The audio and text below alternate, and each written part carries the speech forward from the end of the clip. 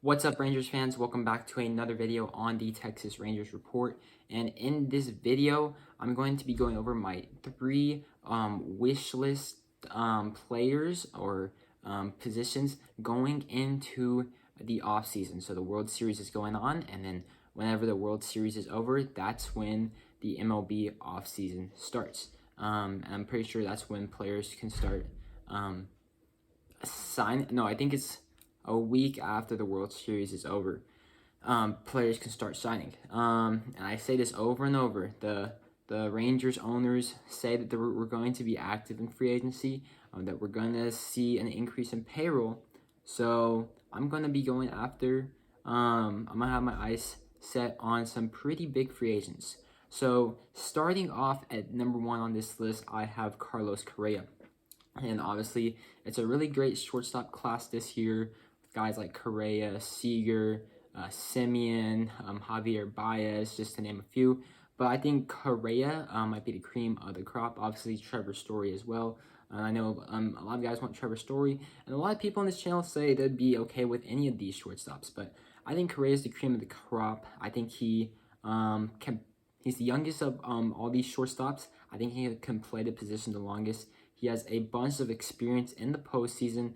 Yes, I know it's with the Astros and they're cheaters, but I still don't think you can take away the fact that Correa is a good player and he has a bunch of experience in the playoffs, and he is the youngest, and he's coming off of arguably an MVP season, so it's hard to not like a player when they're hot. And obviously, the Rangers were they were the third worst team in the MLB, and we did have a good defense.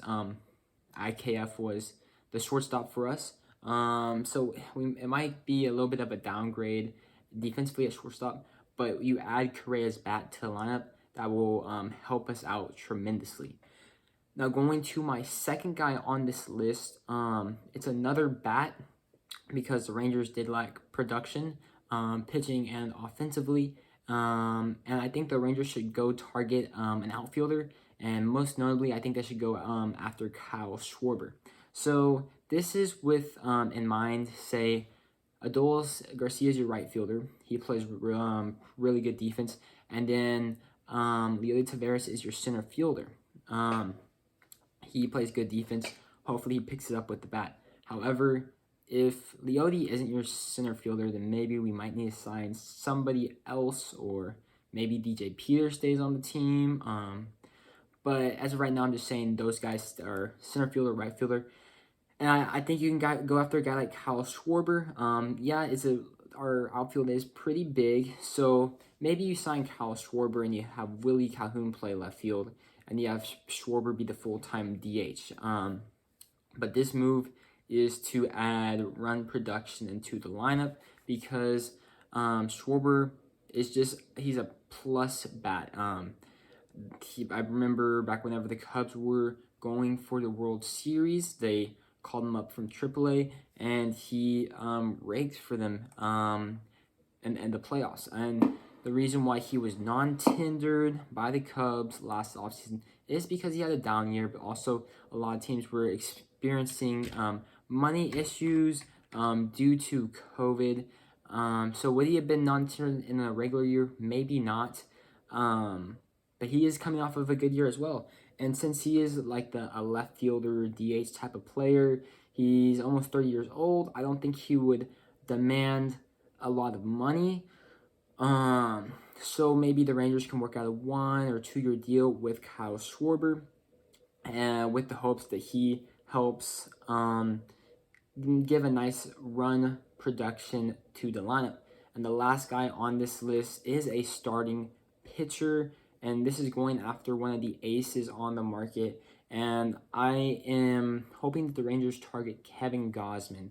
Okay, so yes, there are guys like Max Scherzer, Zach Greinke, Justin Verlander, Clayton Kershaw, and all those guys are good in their own perspective. Maybe if you want a short-term option on a 1 or 2 year deal, then maybe that's the route you ought to take. But who knows how good those guys will be on the back end of their career. Obviously, Scherzer played really well this year, but most notably Greinke and Justin Verlander. And would those guys even want to come to the Texas Rangers if they're maybe signing one of their last deals of their career? Kershaw would make some sense, but he's been on the decline for the past couple of years, although his decline is still better than most pitchers in the league. But Kevin Gausman broke out this year. He's one of the youngest aces in this free agency class. I think a 4 or 5 year deal would make sense, and then he could be the ace in the rotation alongside Taylor Hearn, Dane Dunning, and then whenever you bring Cole Winn into the mix, Jack Leiter. Yes, he could regress, which does give me worry, and maybe you should go after a shorter-term ace like a Greinke, or if Kershaw is a short-term option, maybe that's the route. But as of right now, I have my eyes set on Carlos Correa at shortstop, and I think that would move IKF to second base. And then Kyle Schwarber as either a left fielder or a DH, and then Kevin Gausman, number 3 on the list, as the ace of the staff. Thank you all for staying to the very end and watching this video. If you have any other friends that like the Texas Rangers, please share this video to grow the channel. If you liked it, please give it a thumbs up down below and subscribe to the Texas Rangers Report. Become your number 1 source for all things Texas Rangers on YouTube. But with that being said, I'll see you on the next one. Peace.